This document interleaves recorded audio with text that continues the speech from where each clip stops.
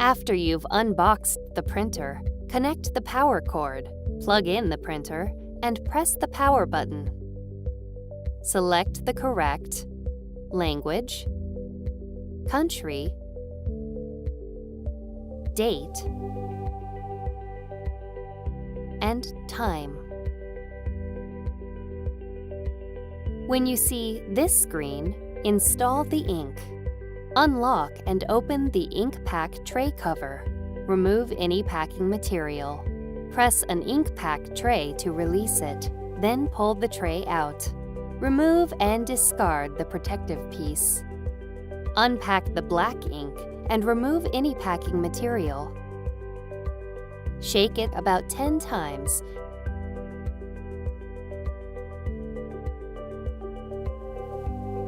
Place the ink pack into the tray until it clicks.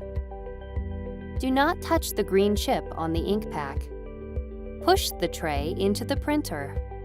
Follow the same steps to install the 3 color ink packs. Close the ink pack tray cover and lock it. Select OK or Installed on the LCD screen to begin charging the ink. Once the printer has finished charging the ink, you can load paper into the cassettes. Remove a cassette